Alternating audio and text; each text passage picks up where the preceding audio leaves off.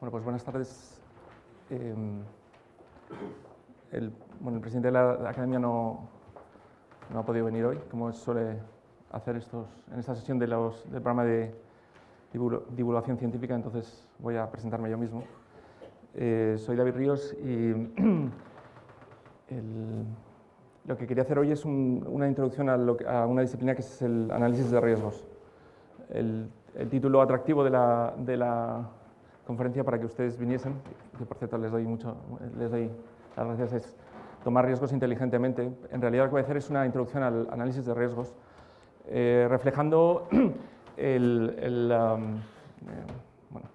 haciendo una introducción en tono divulgativo sobre el tipo de trabajo que estamos haciendo en un programa que se llama Riesgos CM, que va enfocado al análisis de riesgos.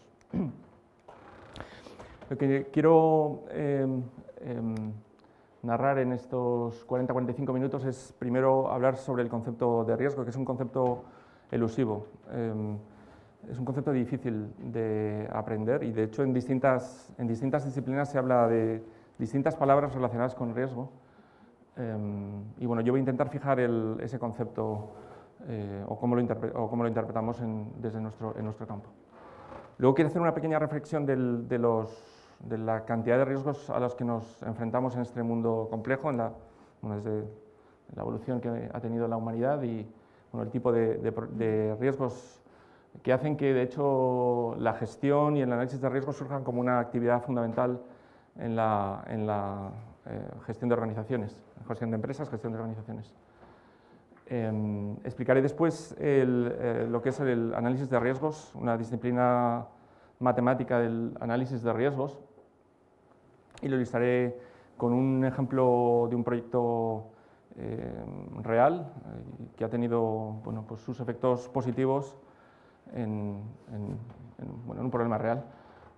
Y luego hablaré brevemente de un problema muy importante que es el de la percepción y comunicación de riesgos. Cómo percibimos los riesgos influye en cómo tenemos que comunicar los riesgos. Y un problema que tenemos es que pues esta disciplina es fuertemente cuantitativa y esos números que conseguimos tenemos que comunicarlos a la dirección, a nuestros jefes, como si dijésemos, para que se tomen las decisiones apropiadas. Y el tipo de números que utilizamos son de difícil comprensión. Las personas somos muy malas procesadoras de probabilidades, como luego haremos algunos experimentos. Y en este contexto es aún más difícil porque vamos a tratar con probabilidades muy pequeñas, de cosas que ocurren muy raramente, son sucesos que se suelen denominar extremos, pero que cuando ocurren conllevan consecuencias muy negativas. Entonces, como he dicho, en distintos campos el concepto de riesgo se entiende de distinta manera. Hace 3 o 4 años estuve en una conferencia, en principio era un contexto muy homogéneo porque era una conferencia de estadística y hubo 2 sesiones de 6 charlas y en las 6 charlas el concepto de riesgo fue diferente, a pesar de ser científicos de una misma disciplina, una disciplina muy parecida. Ahí les pongo, por ejemplo, en el campo de la teoría de la decisión estadística, se habla de un concepto que es la función de riesgo. Cuando a un estadístico estándar se le habla de riesgo, pues él lo que está pensando en modelos, en lo que se denominan modelos de sucesos extremos. O también a veces piensa en algo que se llama la fiabilidad, lo fiable que va a ser un sistema, cuánto va a durar sin que falle. Sin embargo, cuando un economista habla de riesgo, pues rápidamente habla tiene que tomar decisiones en riesgo económico, y más aún si habla de alguien que se dedique a finanzas, pues típicamente lo va a asociar a conceptos del estilo de el valor en riesgo y una serie de conceptos relacionados que han llegado a la opinión pública en los últimos años con la crisis financiera. Cuando hablamos con alguien de seguros, pues va a hablar más bien de pérdidas esperadas anuales asociadas a pues un fenómeno, a robos, por ejemplo, en una ciudad. Y un último contexto sería el de concepto de seguridad de pues la policía, el Ministerio del Interior, etcétera. Pues el concepto que ahora se utiliza mucho es el de riesgos adversarios. Y todos están relacionados, pero son bastante diferentes. Entonces, bueno, hay cierta confusión. Una cuestión importante y fundamental sería conseguir que se homogeneizase este vocabulario en las distintas ramas, en estas distintas ciencias. Bien, voy a adoptar una postura poética, que estar vivos significa buscar oportunidades. Buscamos oportunidades, y buscar oportunidades esencialmente quiere decir tomar riesgos. Cuando creamos una empresa, esencialmente tomamos riesgos porque no tenemos garantías de que las cosas vayan a ir bien, pero si no tomamos esos riesgos, realmente pues estamos condenados a hacer al status quo actual, que puede ser más o menos bueno, pero acaba siendo aburrido. Cuando tomamos riesgos, cuando buscamos esas oportunidades, es fundamental que exista una incertidumbre sobre el resultado. No sabemos, cuando tomamos una decisión, pues no sabemos lo que va a ocurrir, y es posible que sea negativo, y eso es lo que bloquea a mucha gente, pero debemos recordar que no necesariamente va a ser negativo. Entonces, como definición de trabajo vamos a utilizar que es una situación en la que es posible una desviación adversa de un resultado que esperamos, y esencialmente lo que tenemos que hacer es, por tanto, intentar ver los potenciales resultados de esa situación que nos interesa, de esos sucesos adversos, pues cuál es la probabilidad de que ocurran, y asociados a esos sucesos adversos, pues va a haber unas consecuencias, y también tenemos que ver las probabilidades con que tienen que ocurrir. Hay muchos tipos de riesgos. Hay riesgos de tipo ambiental, hay riesgos financieros, hay riesgos de tipo político, hay riesgos tecnológicos, etcétera, etcétera. Y hay muchas clasificaciones. Pues normalmente las clasificaciones empiezan por entre riesgos financieros y no financieros, riesgos estáticos que irían asociados al funcionamiento estándar de un sistema, o frente a riesgos dinámicos, que son los que introducimos por intervenir en el sistema. Hay riesgos fundamentales que, aplican a todo un colectivo. Por ejemplo, cuando se produce un terremoto, pues se produce un riesgo fundamental que afecta a toda la ciudad de Lorca, por ejemplo, hace 2 semanas. Y riesgos particulares, que es, por ejemplo, cuando se quema nuestra casa, por desgracia. Hay riesgos puros y especulativos, etcétera, etcétera. Hay mucha definición de riesgos, y da una idea de lo interdisciplinar que es este campo. Los riesgos nos preocupan porque tienen una carga psicológica, una carga financiera, y el problema está que a veces esas pérdidas se producen, y lo que intentamos es evitar o aliviar su impacto. Si se producen, que no sea tan oneroso. La propia incertidumbre es una carga, y hay gente que ante la incertidumbre se paraliza.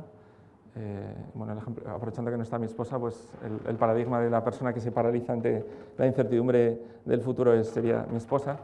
Pero es una carga, y frente a esa carga pues tenemos que asegurarnos, compramos seguros a veces, tenemos que reservar fondos por si se producen esas contingencias, invertimos en protección, etcétera, etcétera, ¿vale?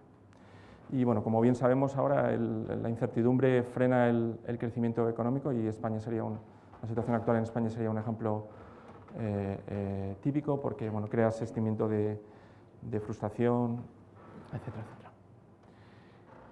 Además, cada vez nos enfrentamos a riesgos más diversos, más variados. Si pensamos por un momento en nuestra evolución, al principio pues nos enfrentábamos a las panteras que nos podían comer, o las tormentas, también había terremotos, volcanes, etcétera.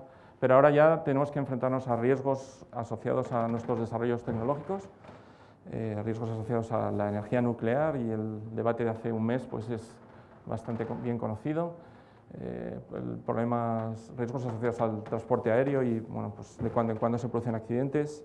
Riesgos no muy conocidos, pero que son muy importantes, que son riesgos asociados a las tecnologías de la información y más teniendo en cuenta que cada vez que más que nuestros sistemas de gestión, nuestra vida depende cada vez más de estas tecnologías, riesgos asociados al terrorismo, al cambio climático, etcétera, etcétera.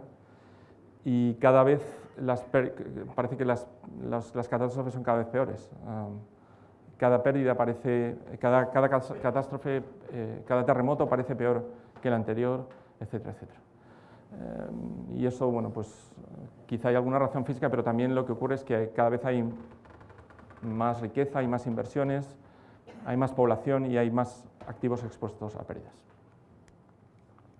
Ahí tiene una estadística de la evolución de las pérdidas asociadas a catástrofes, digamos, lo que tuvieron que pagar las aseguradoras por catástrofes, bueno, de un periodo bastante largo, del 70 al 75, y ahí están incluidas las catástrofes causadas por nosotros, por las personas, catástrofes naturales, y bueno, pues lo que se aprecia es que hay cierta tendencia creciente. Aquí está incluido, bueno, esta barra aquí marcada es los ataques del 11 de septiembre, y bueno, pues esencialmente la idea es que digamos que cada vez parece que bueno, pues crecen las pérdidas asociadas a catástrofes, a riesgos. Aquí he puesto unos cuantos casos también de distinta índole para hacer ver que estamos en una sociedad del riesgo, ¿vale? Lo cual no quiere decir que sea malo, ¿vale? Simplemente que tenemos que saber aprovechar y vivir con esos riesgos. Son unos cuantos ejemplos, algunos bien conocidos, que reflejan una serie de problemas asociados a nuestra sociedad. El primero es que recordarán es el accidente del aeropuerto de Sao Paulo hace unos años, y eso refleja que una situación que he mencionado antes es que bueno, pues nuestras ciudades van creciendo. El aeropuerto de Sao Paulo hace unos años, cuando se construyó, estaba alejado de la ciudad, pero Sao Paulo ha ido creciendo y cada vez estamos, bueno, se ha metido el aeropuerto, o la ciudad ha engullido al aeropuerto. Una idea de crecimiento y una exposición adicional bueno, para los papás y los abuelos, seguro que bueno, pues de cuando en cuando oímos los problemas con los juguetes chinos, etcétera. Bueno, eso nos indica que cada vez pues jugamos más con sustancias tóxicas, cuestiones relativas, por ejemplo, a alimentos modificados genéticamente, etcétera, etcétera. Vale.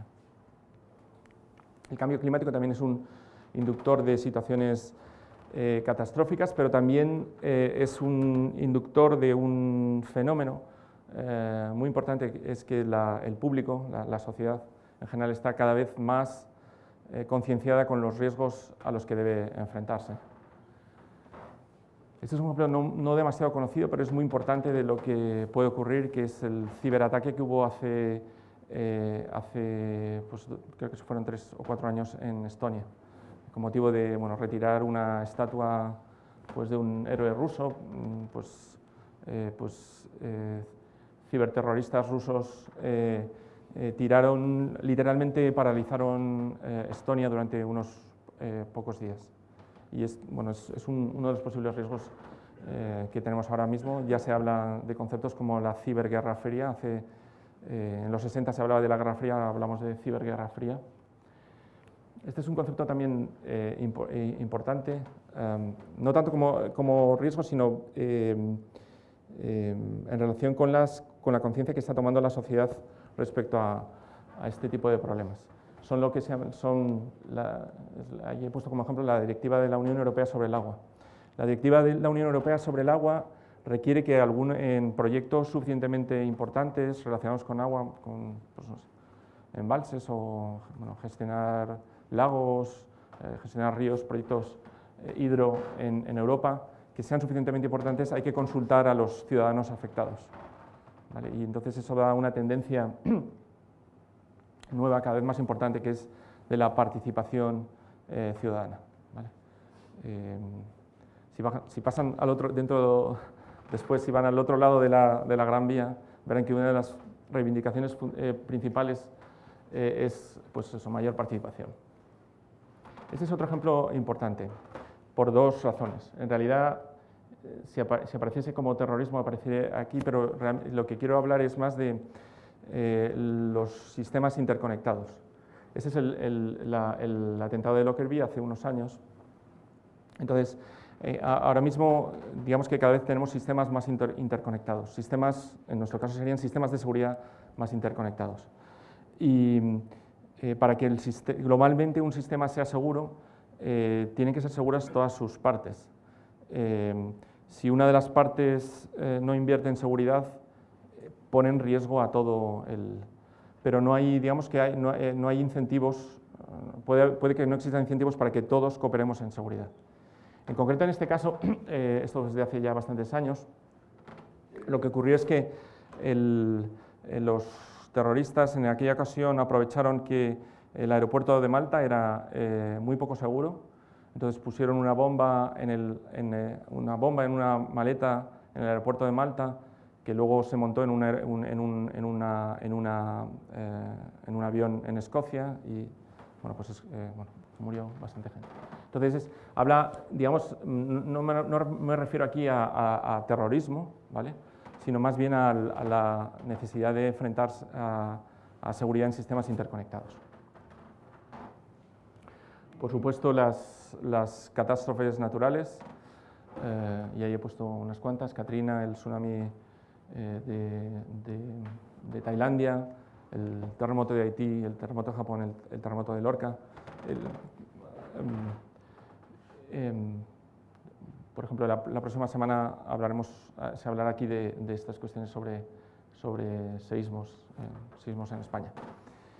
Este es un problema muy importante, sería el terrorismo global, y los ejemplos serían 11S y 11M, y la delincuencia organizada, y un ejemplo sería el de los piratas somalíes. Y lo interesante de esto es que tanto estas organizaciones terroristas como estas organizaciones delictivas se organizan empresarialmente con fines, digamos que hablamos de un concepto nuevo que se llama de capitalismo de degüello. Es decir, que estas organizaciones se estructuran o tienen modos de proceder pues similares a cómo actúa IBM o Coca-Cola. No quiero decir que su estructura organizativa es similar. Y por último, el accidente más reciente de Air France, volviendo de Brasil, y bueno, como parece que los datos indican, nos hablan de fallo humano, ¿vale? Bueno, pues tenemos los fallos humanos que cometemos y que conducen a catástrofes y que son, bueno, pues tenemos que vivir con ellos. Bueno, el caso es que en todo este cuadro bastante dramático, lo que ocurre es que parece que lo que serían sucesos de baja probabilidad y altas consecuencias parecen cada vez más frecuentes. Bien, hay varias organizaciones que se dedican periódicamente a hacer un mapa de los grandes riesgos globales a los que se enfrenta pues la humanidad. Uno de ellos es el Foro Económico Mundial, organiza las reuniones de Davos, es una de las actividades más conocidas, y cada año, bueno, pues estudian, hacen una clasificación de lo que serían riesgos más importantes en términos de lo probables que van a ser, lo probables que estiman que van a ser en el próximo año y la severidad de esos riesgos, pues en términos son billones de dólares. Y bueno, pues típicamente cuanto más nos movemos por aquí, cuanto más probables y más severos son esas pérdidas, peor. Cuanto más por aquí, pues es menos importante. Y bueno, pues no se ve probablemente muy bien, pero hablan de riesgos económicos, por ejemplo, que suba el precio del petróleo. Hablan de riesgos geopolíticos y, por ejemplo, incluyen aquí pues una posible revolución en Irán o en Corea del Norte, o la inestabilidad en Afganistán, riesgos ambientales, pues unas sequías severas, riesgos sociales, pues se produzca alguna pandemia, o riesgos tecnológicos, pues, como por ejemplo pérdidas o fraudes en datos como este. Organizaciones como esta, pues lo que mantiene es un mapa de los riesgos más importantes año a año, y bueno, pues los riesgos, por ejemplo, en el informe del 2010 para este año, pues se mencionaba pues la caída de la bolsa, que el crecimiento de la economía china fuese por debajo del 6%, crisis fiscales, etcétera, etcétera, etcétera. ¿De acuerdo? También, bueno, pues intentan relacionar, porque los riesgos están relacionados, y da una idea de la complejidad de, bueno, pues un problema que pueda haber en, pues no sé, en que no invirtamos suficientemente en infraestructuras, pues cómo afecta pues pues, no sé, a la inestabilidad en Afganistán, etcétera, etcétera, etcétera. Otra organización muy interesante, que es la IRGC, bueno, pues es un documento interesante también de leer, pues identifica pues los agentes físicos, los agentes químicos, agentes biológicos, las fuerzas naturales, las amenazas de tipo social y bueno, las combinaciones, las amenazas complejas que nos afectan, y bueno, pues también nos da una idea de los posibles problemas que pueden ocurrir. Bien, en un informe que hizo la consultora Accenture hace poco, preguntando a los directivos de principales compañías pues cuál era su prioridad principal, que era el tema que más les preocupaba, dijeron que la gestión de riesgos para ellos era la prioridad principal. Y me gustaría recordar que hace 5 años, cuando bueno, pues las cosas iban mejor en la economía global, la preocupación fundamental era la gestión de recursos humanos, la gestión del talento, etcétera, etcétera, etcétera, ¿vale? Y bueno, globalmente pues hay demandas crecientes de seguridad por la presión de la economía globalizada, los reguladores, etcétera, etcétera. Es decir, que la gestión de riesgos es un tema prioritario en la dirección de organizaciones. Bien. Para ello surge el análisis de riesgos como una disciplina, es una disciplina analítica, numérica, que lo que intenta es evaluar, gestionar y comunicar los riesgos, y lo intentamos primero para entender la naturaleza de las consecuencias negativas e intentar reducir los efectos negativos que puede tener pues, sobre la vida, sobre la salud, las propiedades y el medio ambiente. Y bueno, normalmente se suele indicar 3 fases. Una primera en la que se evalúan los riesgos, en que intentamos aprender a identificar cuáles son las amenazas, intentamos ver cuáles son las características, con qué probabilidades van a ocurrir, etcétera, etcétera. Una fase también cuantitativa en la que intentamos gestionar esos riesgos, básicamente esas amenazas las intentamos controlar, mitigar. Y finalmente una fase que es más de tipo sociológico, social, no tan cuantitativo, que es intentar comunicar esos riesgos, ¿vale? Esta es una fase en la que bueno, se intenta explicar digamos, a los consumidores del análisis de riesgo, al público, a los dirigentes, bueno, quien haya contratado una actividad de este tipo, pues explicar las razones o las decisiones que deberían tomarse. También se suele haber a veces de una fase intermedia que se podría definir de evaluación de intereses, en la que intentamos, bueno, con el cliente, digamos, con quien vaya a utilizar el análisis de riesgos, intentar ver cuál es su percepción de riesgos, cómo entender el problema, etcétera, etcétera, como luego mencionaré. Bien, el análisis de riesgos se podría utilizar como investigación científica por el mero placer estético de hacer ciencia, pero se puede utilizar para otras actividades más de gestión y más ingenieriles. Por ejemplo, podemos intentar gestionar los riesgos a los que esté sometida una instalación, ¿vale? Podemos utilizar gestión de riesgos, análisis de riesgos para desarrollar regulaciones. Y un ejemplo sería, pues, como consecuencia del terremoto de Lorca, pues están revisando regulaciones sobre construcción en España, por ejemplo. Se puede utilizar para demostrar que una instalación que está construida pues, satisface esas regulaciones, o para probar que debemos mejorar, y luego veremos un ejemplo. Y también se utiliza en juicios, en litigios en la corte, pues para bueno, pues apoyar pues a un defendido, a un culpable. Se ha utilizado.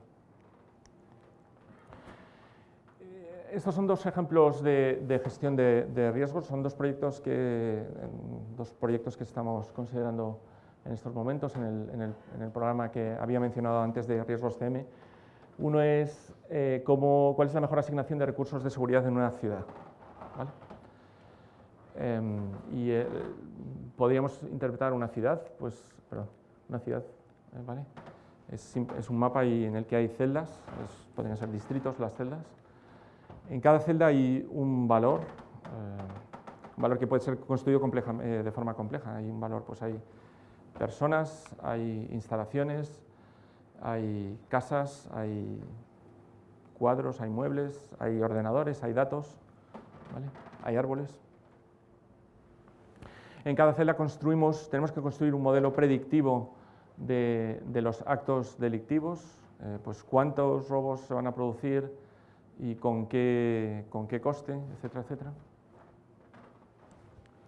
Tenemos que asignar recursos de seguridad, entonces tenemos que asignar policías, tenemos que asignar panfletos informativos, cámaras, etcétera, educar, ¿vale? Con una serie de restricciones, pues tenemos tantos policías, etcétera, etcétera. Esa asignación de recursos, esos recursos impactan sobre el crimen que se produce, entonces tenemos que predecir el impacto y tenemos que acabar haciendo una asignación óptima de recursos. No tenemos todos los recursos que nos gustaría y tenemos que hacer una asignación. ¿Vale? Aquí, como nota importante, que apunta a un tema relativamente reciente de investigación, es que los malos también operan inteligente y organizadamente. ¿Vale? El otro ejemplo que podemos considerar también estamos considerando consideramos el sistema de gestión de la universidad, y es esencial porque todas las operaciones de una universidad se fundamentan en ese sistema, ¿vale? Y tenemos que plantearnos una política de mantenimiento de ese sistema. Ahí, de nuevo, tenemos que construir un modelo del sistema en bloques de hardware, de máquinas y bloques de software. Tenemos que predecir la fiabilidad de esos bloques, cuánto van a durar, etcétera, etcétera. ¿Vale? A partir de esos bloques queremos predecir la fiabilidad de todo el sistema. Diseñamos políticas de mantenimiento, predecimos el impacto sobre la fiabilidad y, por tanto, sobre los costes, y vemos cuál es la asignación óptima, cuál es la política. Y de nuevo la nota muy parecida a la de antes, porque es que de nuevo hay unos malos que atacan nuestro sistema, hay hackers, etcétera, etcétera, y esta vez además de ser organizados, son súper inteligentes, ¿vale? Muy inteligentes. Bien. Quería hacer una pequeña historia del análisis de riesgos que empezó por los seguros. El campo de los seguros tradicionalmente se ha preocupado, digamos que su dinero, su negocio está afectado por riesgos, ¿vale? Pues se produzcan accidentes, incendios, etc. Después, en los 60 o así, las ciencias de la decisión tomaron el mando, se construyeron modelos muy interesantes Y en los 70, digamos que fue el tiempo de las disciplinas científicas que avanzaron o que influyeron más fueron las referidas a seguridad de sistemas, fundamentalmente con la industria militar, la ingeniería aeroespacial y la industria nuclear. Un concepto muy importante que es relativamente reciente, desde principios de los 80, es el concepto de gestión de riesgo, o al menos formulado explícitamente y básicamente la idea es, una vez que hemos identificado los riesgos, tenemos que dedicar recursos para que o no se produzcan o se produzcan con menos probabilidad, o si se producen que sean menos violentos, menos dañinos. Y el nuevo tema, el tema por razones diversas, fundamentalmente por intentar desarrollar modelos relacionados con terrorismo, con la lucha contra el terrorismo, y por tanto es un tema que se ha puesto de moda hace 4 o 5 años, es la presencia de adversarios inteligentes y que nos lleva a combinaciones nuevas de disciplinas. Sería el análisis de riesgos tradicional con conceptos de la teoría de juegos. Vale. Aquí hay unos cuantos hitos de la historia del análisis de riesgos que vienen de campos muy diferentes. Pues he puesto el descubrir que los rayos X pueden inducir mutaciones genéticas, es un descubrimiento o la Comisión Internacional de Protección frente a Radiaciones en el 28, el Reino Unido establece que por una hora de vuelo comercial tiene que haber una fiabilidad del 99,999% ya en 1969. Las primeras especulaciones sobre el impacto del CO2 sobre el calentamiento global, que son del 49.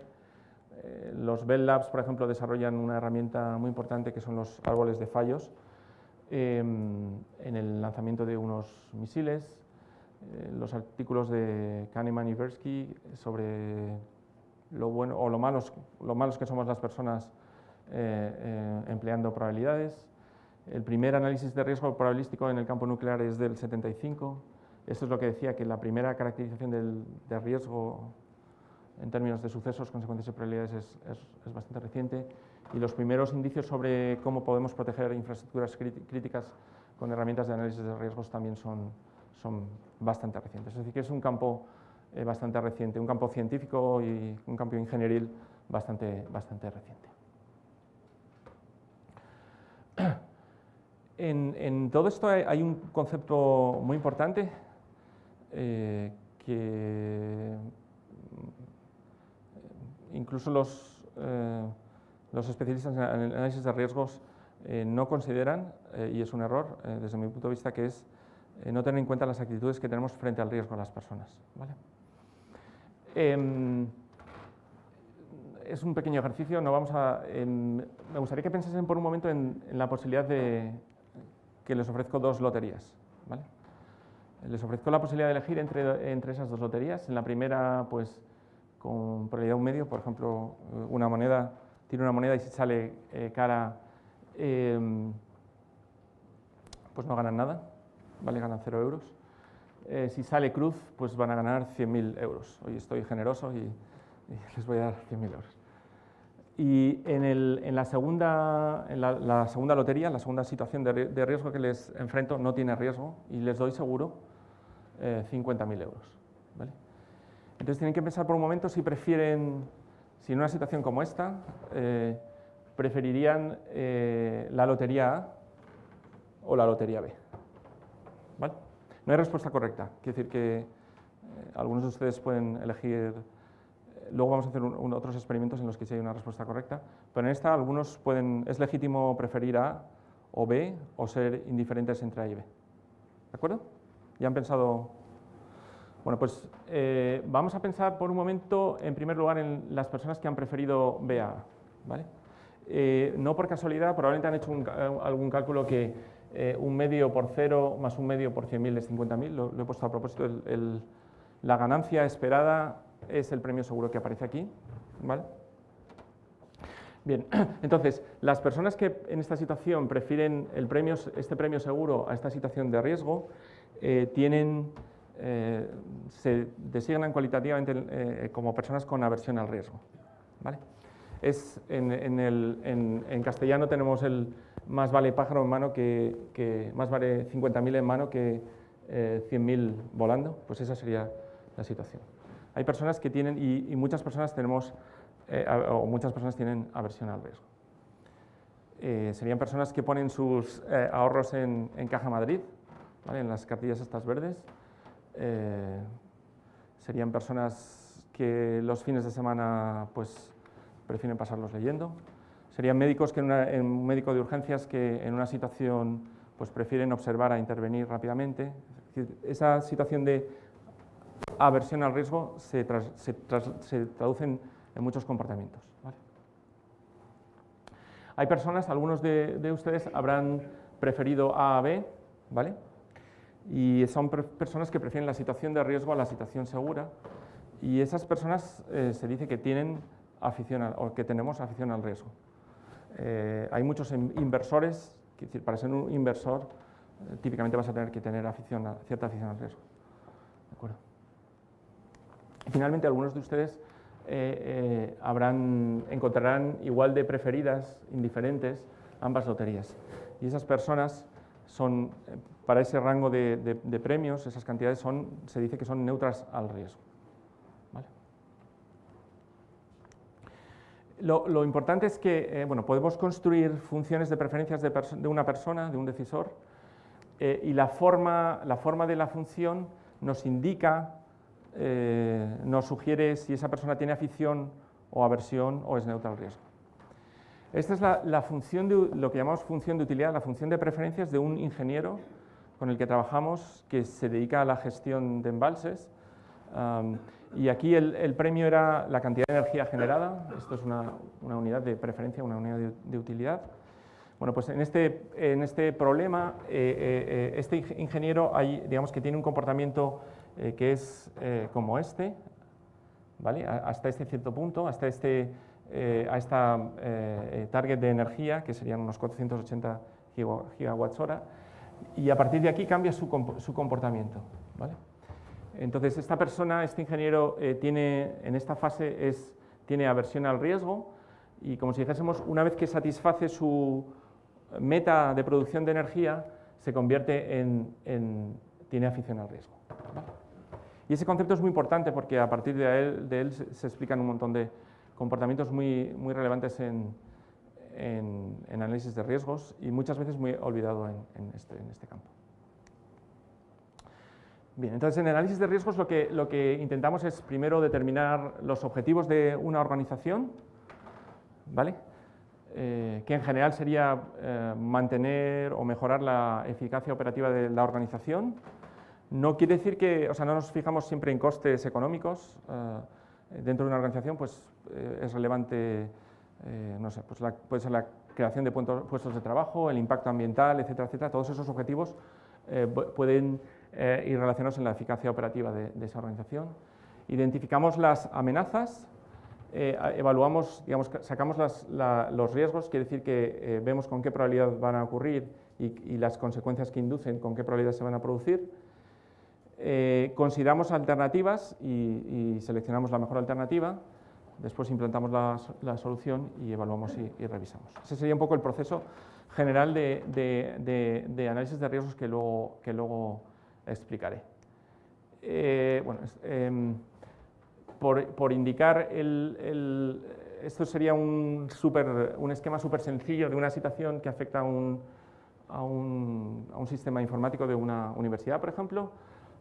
Y aquí estarían las posibles amenazas. Hay posibles amenazas de tipo estándar, tradicional, que serían fuego, pues que se produzca un fuego en la habitación donde tenemos los servidores, que se produzca algún tipo de ciberataque, como un ataque de negación de servicio. Nosotros podemos poner salvaguardas para afectar a esos ataques, intentar que sea menos probable que haya un fuego o que si se produce un fuego tenga menos impacto. Esos ataques afectan a nuestros activos, a nuestros servidores y a los inmuebles. También, además, podríamos introducir un seguro como medida de gestión de riesgo. Y bueno, todo en conjunto tiene un coste total e intentamos buscar cuáles son las salvaguardas óptimas y el seguro óptimo que debemos introducir para gestionar adecuadamente el problema. ¿Vale? Ese sería un poco el marco general. Y ahora un ejemplo real de un proyecto que hemos acometido y que ha tenido efectos positivos, una gestión de riesgos que ha funcionado bien. Y este es el problema que consideramos. Es en aviones, es para una compañía aérea. Y bueno, como saben, los aviones llevan unas rampas, estas serían las rampas, que están diseñadas para, bueno, pues cuando se produce un accidente, pues podemos salir rápidamente del avión. Podemos ir o bien a tierra, si nos hemos chocado en tierra, ¿vale? O bien, bueno, es más efectivo si es en el mar, ¿vale? Pues nos tiramos por la rampa. Pero esas rampas a veces involuntariamente se desarman. Y este es un ejemplo de, pues es una foto real, ¿no? Pues es como el airbag en un coche. Bueno, pues a veces estas rampas se despliegan involuntariamente, ¿vale? En los datos que hemos estudiado, no se ha producido ninguna de las compañías aéreas ha declarado muertos, lo cual parece un poco, yo me imagino que estando ahí alguien sentado en un bebé o algo así, pues quedaría hecho polvo. Entonces, vamos a suponer que no tienen pérdidas humanas, pero tienen unos costes económicos bastante considerables.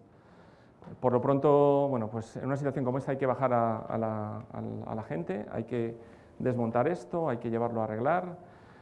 Imaginen, por ejemplo, que es el avión que tiene Iberia para volver de Ecuador, pues no tiene un avión de sustitución y, por tanto, pues los 300 pasajeros se tienen que quedar, se tienen que quedar para volver en el vuelo del día siguiente, entonces hay que darles un hotel, etcétera, etcétera. ¿Vale? Eso tiene unos costes considerables. En general, bueno, pues la seguridad es muy importante en la industria de la aviación, pero como también probablemente sepan, es debido a la crisis y a la competición creciente que hay entre las compañías, pues las compañías van a reducir costes, pues por eso no nos dan ya de comer como hacían antes. Y bueno, pues hay ciertas posibilidades de que eso afecte a la seguridad. Se intentan reducir costes.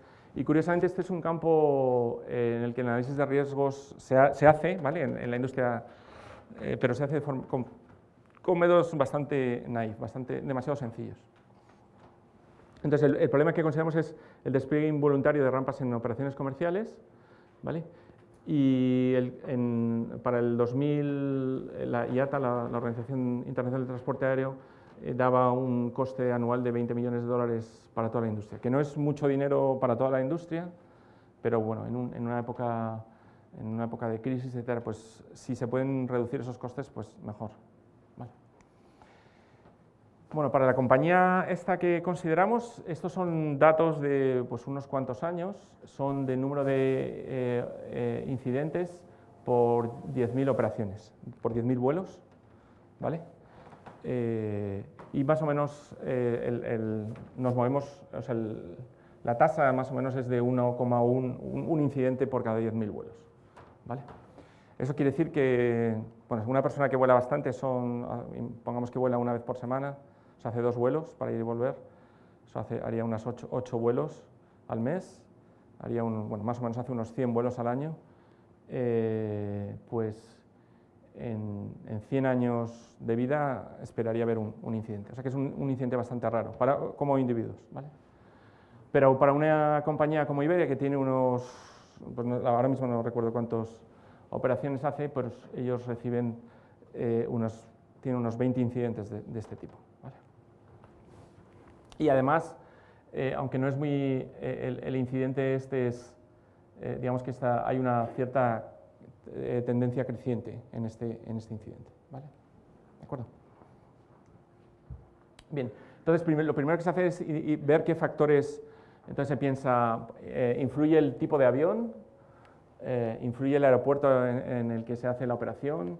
¿Influye el día del turno de los porque trabajan en secciones de 3 días, o sea, trabajan el día 1, el día 2, el día 3 y luego descansan, y luego el día 1, el día 2, el 3. Y influye el turno, y en cada día tienen como un turno de mañana, un turno... ¿vale? Y bueno, pues entre esos, por ejemplo, se ve que en un cierto tipo de aviones es peor que en otro, ¿vale? Y por ejemplo se ve que hay más incidentes el primer día que el segundo día que el tercer día, por ejemplo. Y eso podría querer decir, por ejemplo, que el primer día del turno llegan pues, más relajados después de haber estado descansando unos días, con menos atención y tienen más fallos, y se producen más fallos. Vale. Bueno, si se hace una serie de análisis pues, de los incidentes que han tenido, pues varios se debieron a errores, otros a interrupciones de procedimiento, otros a incumplimientos de procedimiento. Entonces, como digo, nadie ha declarado por el momento muertes por esto, bastante increíblemente desde mi punto de vista, pero sí declaran costes. Y hay unos costes, entonces hay unos costes de extracción de la rampa, de llevarla a los talleres, de repararla en los talleres, y los costes más importantes que son los debidos pues a atender a la gente que se queda sin poder volar. Eso hay que analizarlo con modelos. Aquí está un ejemplo del modelo de modelos. Tenemos que ver los costes asociados a retrasos y estancia en tierra. Bueno, pues tenemos lógicamente que ver primero cuáles son los retrasos. Y bueno, pues por ejemplo se ve que hay algunos retrasos que no inducen, hay algunos incidentes que no inducen retrasos, pero otros sí, incluso bastante tiempo. Y bueno, pues tenemos que ajustar una serie de modelos matemáticos para predecir y además hay una serie de costes asociados a cada minuto de retardo. Hay una serie de costes que, bueno, pues que también hay que construir una serie de modelos matemáticos. Construimos un modelo de simulación, podemos simular las 250.000 operaciones de Iberia, y en cada una de esas operaciones simulamos que pueda haber un evento de esos o no, y si se produce simulamos el coste asociado, y bueno, pues digamos que los costes que tendrían para una compañía como Iberia estarían en torno a asociados a ese incidente estarían en torno a los 600.000 euros, que no es mucho para el presupuesto de Iberia, pero bueno, si se puede ahorrar, pues bastante bien, ¿vale? Entonces ahí viene la fase en la que tenemos que identificar las posibles contramedidas, y bueno, podría ser cambiar los procedimientos, dar cursos al personal, una campaña de concienciación, poner luces de emergencia, poner pegatinas.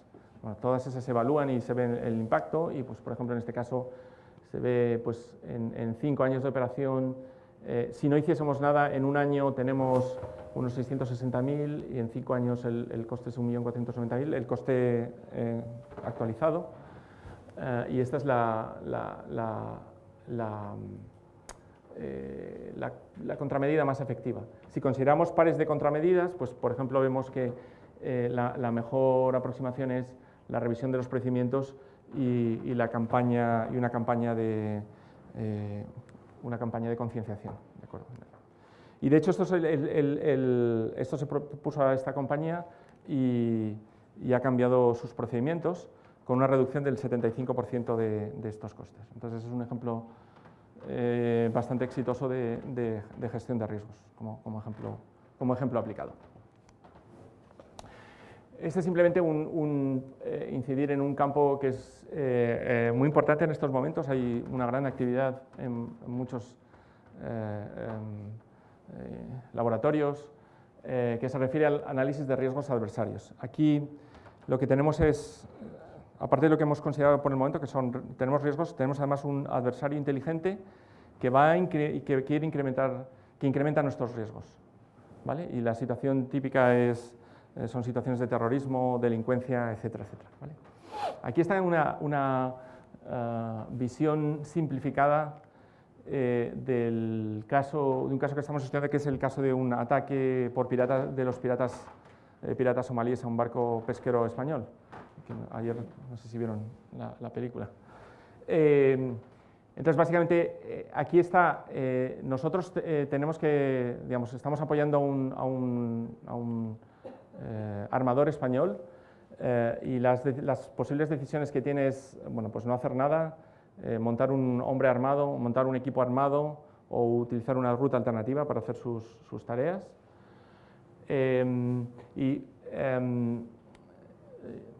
Después lo que se produce es el posible ataque de los piratas, que puede atacar o no atacar. El ataque puede ser no tener éxito o puede tener éxito en términos de que se quedan con el barco. Y después lo que podríamos hacer es no hacer nada, pagar el rescate solicitado y enviar el ejército. Digamos que sería una visión simplificada. Entonces, el problema está aquí, digamos, lo que lo hace diferente es que aquí, estos son nodos que nosotros controlamos. El armador tiene que decir esto, el armador tiene que decir esto y observa esto, ¿vale? Pero esto él no lo controla. Él puede ocurrir que le ataquen o que no le ataquen, ¿vale? Y entonces tenemos que ser capaces de construir un modelo de las probabilidades de ataque de este rival, de este adversario, en función de lo que nosotros decidamos. ¿Vale? Y ese es un campo bastante nuevo que se llama análisis de riesgos adversarios y que es, bueno, bastante complicado. Bien, para acabar, la parte más soft, pero probablemente más complicada, que es la referida a percepción y comunicación del riesgo.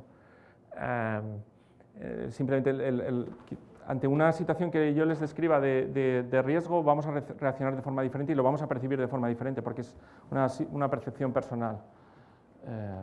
Estamos 87 personas en la sala, pues va a haber probablemente 87 percepciones de una situación de riesgo diferentes. Y está influenciada por heurísticas, por factores contextuales, por la confianza y credibilidad que de los actores implicados, y esto ya nos va un poco indicando los problemas. Una de las cuestiones más importantes son las heurísticas, ¿vale? Y aquí para, bueno, casi concluir, quería hacer un pequeño experimento, tenía varios, pero nos quedan. Quería hacer un pequeño experimento para ver que, bueno, espero que funcione. Les propongo esta situación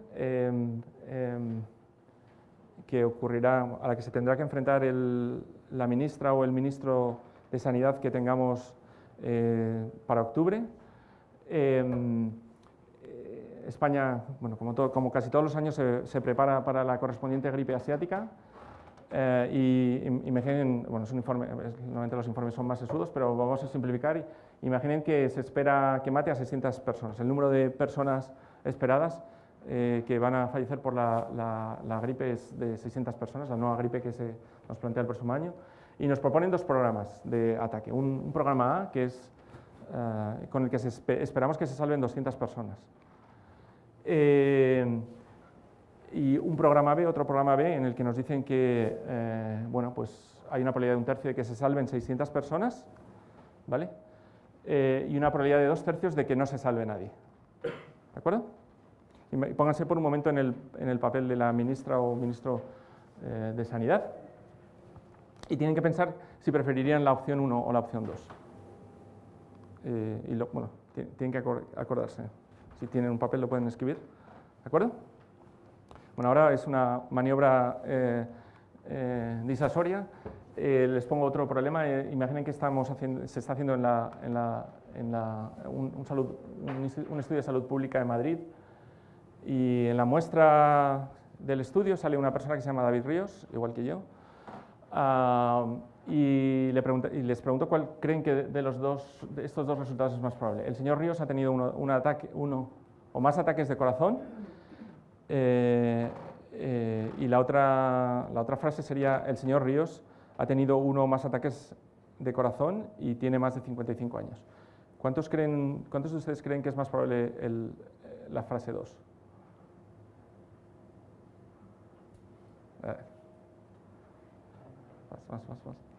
Vale.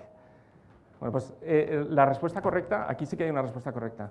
La respuesta correcta es esta. ¿Vale? ¿De acuerdo?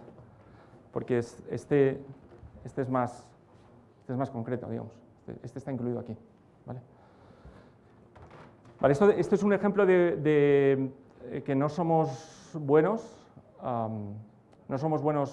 evaluando con conceptos probabilísticos. ¿Vale? En realidad era simplemente un poco de tiempo para que se olvidasen de lo anterior y ahora les pongo esta situación. España se presenta frente a una nueva gripe asiática que espera que mate a 600 personas. Se han propuesto 2 programas. Si se adopta el programa A, morirán 400 personas, ¿vale? Seguro. Si se adopta el programa B, hay una probabilidad de 1/3 de que nadie muera y de que 2/3 de que mueran 600 personas. Y ahora la pregunta es la misma, supuesto que fuese la ministra de Sanidad, ¿elegirían la opción 1 o la opción 2? ¿Vale? Bien, entonces, ahora lo que quiero es que piensen lo que habían pensado, recuerden lo que habían pensado en esta situación, ¿vale? Frente a la que les acabo de poner. Y quería saber si alguien ha dicho, quería aquí 1 y en este 2, o 2 y 1. No sé si alguien ha seguido el...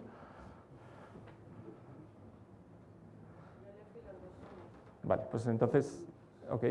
¿Alguien ha cambiado? ¿Sí? ¿O alguien que se acuerde? Vale, gracias. Bien, bueno, hemos ido rápido cuando tenemos un poco más de tiempo. Ocurre bastantes veces que en la situación 1, el 75% de personas prefieren la opción 1 y el 75% de las personas prefieren la opción 2. La opción 2 en la segunda situación. Pero si se paran por un momento son exactamente la misma, ¿vale? En una estamos hablando de muertos, en otra hablamos de que se salvan. Aquí se mueren 400, se salvan 200, es lo mismo. Y lo mismo aquí hablamos, ¿vale?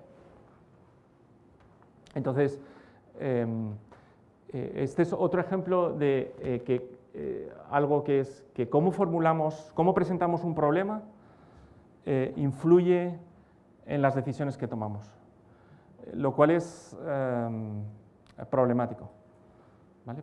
Tal y como yo exponga, no sé, una crisis alimentaria, como ocurrió de hecho, por ejemplo, en Gran Bretaña, cómo se presenta una crisis, si se presenta mal, podemos crear caos en la población. ¿Vale? Entonces, da una idea o intento dar una idea de lo complicado que es la comunicación de riesgos, más aún cuando no estamos bien entrenados a pensar con probabilidades. ¿De acuerdo? Bien. Bueno, eso tendría varios remedios. Bueno, hay algunos ejemplos más. Pero bueno.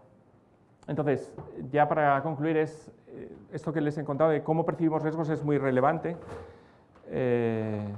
fundamentalmente para cómo diseñamos estrategias de comunicación de riesgo. Es un tema, no es matemático, ¿vale? No es tan matemático, pero es un tema muy complicado, muy difícil. Cuando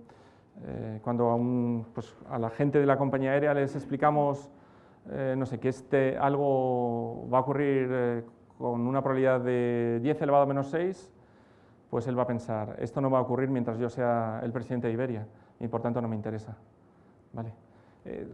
Insisto, no pensamos correctamente en probabilidades. Y si además nos ponemos a hablar de probabilidades tan pequeñas pues no sé, ¿cuál es la probabilidad de un accidente nuclear en los próximos 20 años? Que la probabilidad es realmente pequeña, pues es el camino para la confusión. Entonces es uno de los problemas que tenemos a la hora de comunicar estas cantidades. Algunas reglas para la comunicación pues sería, pues tenemos que aceptar e involucrar al público como un socio. Tenemos que escuchar las preocupaciones del público. Eso sería, otra vez, si al acabar van al otro lado de la Gran Vía, pues es el tipo de mensajes que se están pidiendo. que se sea honesto, franco y abierto. De nuevo, mensajes que mandan desde el... Bueno, les estamos mandando desde los dos lados de la Gran Vía. Hay que trabajar con fuentes creíbles, hay que satisfacer las necesidades de los medios y hay que hablar claramente y con compasión. Y básicamente esto era lo que quería contarles. Esencialmente quería explicar, bueno, he intentado explicar bueno, pues la necesidad de una disciplina como el análisis de riesgos, pues dar una idea de qué se hace en análisis de riesgos y cuáles son sus complicaciones, con un pequeño ejemplo exitoso que ha sido el caso este de la línea aérea, y luego incidir en un problema importantísimo que no es de ciencia, sino que es más bien de comunicación de ciencia,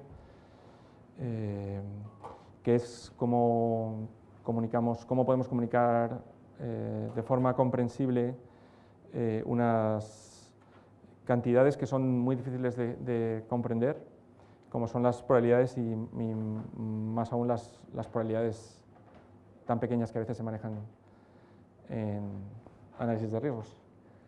Y muchísimas gracias. Si necesitan más información, pues esa es la web del programa Riesgos CM, donde hay bastante información, y si necesitan, pues encantados de atenderle por correo electrónico. Y muchas gracias.